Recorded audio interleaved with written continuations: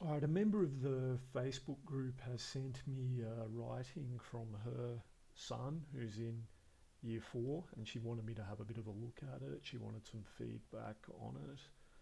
So here we go. Thought I'd make a video of my marking of her son's writing. So it's a recount. It's the first day of school after lockdown, right? And there's some evidence that this student has done some planning, right? So at first, tired, see my friends, got to play, all right? And there's the delineation between the plan and the writing.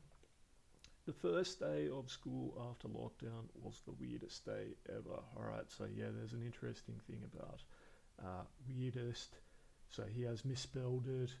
It's not an I before E word. It's one of those weird words that doesn't follow that rule. So that should be W-E-I. It's not a bad first sentence for your orientation. It's rather engaging. All right, I was feeling sad, tired, and happy.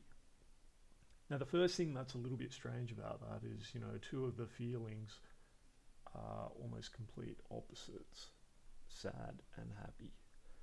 And it's a fairly routine description.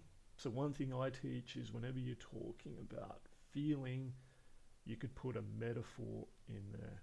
All right, so even without the metaphor, I'll show you how you could improve the vocabulary there. I was feeling melancholy, right? That's a much stronger word than sad. Lethargic and sanguine, right? Which basically means cheerful, right? Now, I think if you were doing a writing examination, those three words would have qualified as difficult words for certain, all right? But I'd even go further than that. I'd create some metaphor, I'd say, I was a maelstrom of emotions that day, and then you could list all of the emotions. And that makes a lot of sense because, there's to be sad and happy at the same time is odd. So you want an odd image to represent it, a maelstrom, which is a storm, basically. Right. When I first woke up on Monday, I was really excited. So I quickly got ready and wore my brand new, all right, he's made a homophone error. You don't need the K there. That's the past tense of no, school uniform. When I came to the obviously needs to be dining table, so yeah, that's just a careless error, I think, the dining table, and we should have some commas in there as well. My mum served me avocado smoothie with milk. Right, another thing that is lacking in this is where's the description, how does the avocado smoothie taste? Is it delicious? Is it delectable? What about your mum? How is your mum feeling that morning? All right, so it needs a lot more adjectives in there. Describe your mum, describe the food. At 8:30 a.m. I left for school. While I was going, I met my friends in the way, so we went to school together. All right, yeah, that in the way doesn't really make sense. It's very clumsily phrased. And actually, you probably don't need all of these simple sentences. You could combine them into a more complex sentence. At 8:30 a.m. I left for school and I serendipitously encountered my friends. All right, serendipitously means through an act of good fortune. This is something you really want to be encouraging in students of this age. Use better vocabulary to make your writing stand out. Later, when we arrived, we went to our classes. After we marked our names, probably should be a comma there again, we went into the symposium, so that's misspelled as well, and you could have a bit of a discussion about there not being too many words that would end in IAM, and that I and the Y sound is very similar, and greeted our teacher with good morning, so that should be two separate words, and morning is not spelled correctly, so I'm pretty sure that's a lazy error. There's not much evidence of proofreading here, to be honest. Alright, next we did English, so that needs a capital E because English is a proper noun. For English, we learnt speech marks, and again that needs to be two words, speech marks. after English, we did maths. Maths is my favourite subject. So you're seeing there's this routine of just really short sentence, another short sentence, another short sentence. Yeah, not. It's very mundane in the way it's being delivered. All right. Why not talk about what you did in maths? Why is it your favourite subject? Right. So you could describe what you did. Again, you could use a metaphor. Today we entered the realm of irregular fractions, or whatever it is you're doing. Later it was lunch. So it's again just these simple sentences.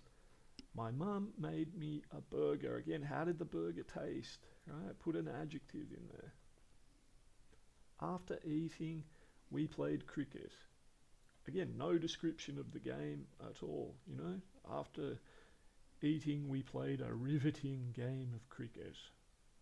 Now I was feeling tired. All right, so again, the feeling comes into it. Here's time to use a metaphor in there.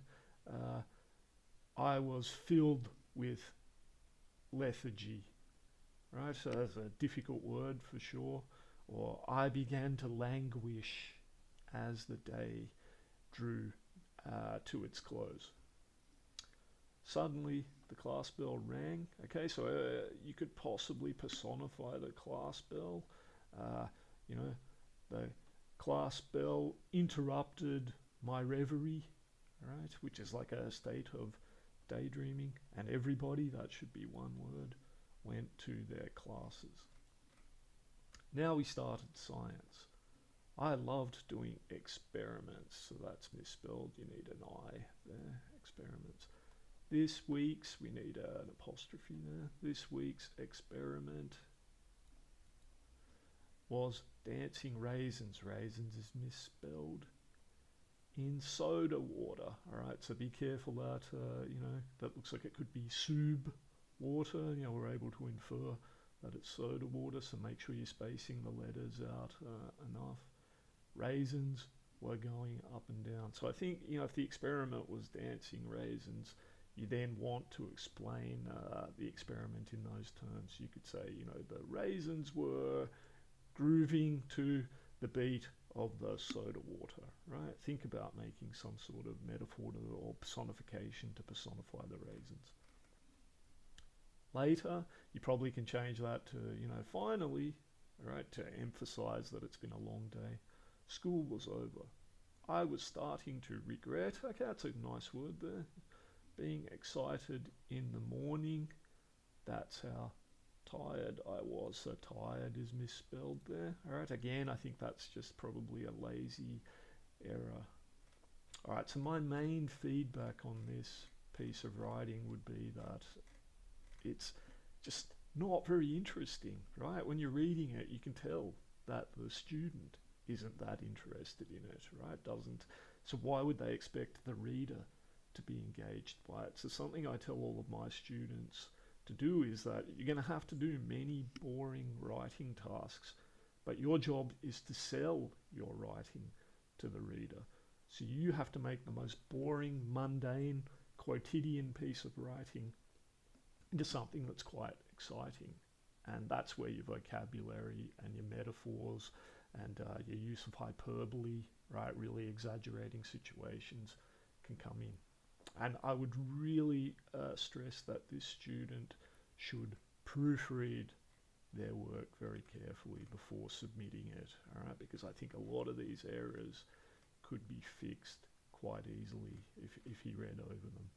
And try and use more complex sentences rather than just a string of really short sentences. It's just a waste of words. So instead of saying English twice there, next we did English. You don't need to say for English, you just get rid of that.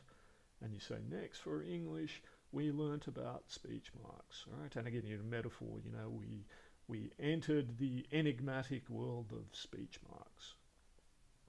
After English, we did maths. See, there's no reason to end the sentence there.